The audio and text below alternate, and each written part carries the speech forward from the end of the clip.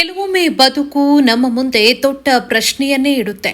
ಆದರೆ ಮಕ್ಕಳ ಹಸಿವಿನ ಮುಂದೆ ಯಾವ ಕಷ್ಟವೂ ದೊಡ್ಡದಲ್ಲ ಅನ್ನೋದನ್ನ ತಾಯಿ ತೋರಿಸಿಕೊಡ್ತಾಳೆ. ಈ ದೃಶ್ಯ ನೋಡಿ. ಮುಂದೆ ಪುಟ್ಟ ಮಗು ಹೆಜ್ಜೆ ಹಾಕ್ತಾ ಇದೆ.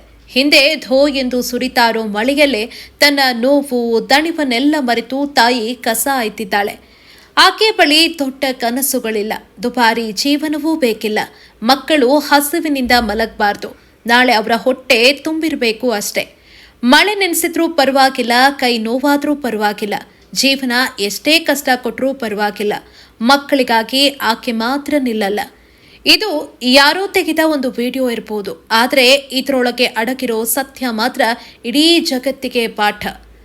ತಾಯಿ ಅನ್ನೋದು ಕೇವಲ ಒಂದು ಸಂಬಂಧವಲ್ಲ, ಅದು ಮಕ್ಕಳಿಗಾಗಿ ಕೊನೆಯ ಉಸಿರಿನವರೆಗೂ ಹೋರಾಡುವ ಶಕ್ತಿ.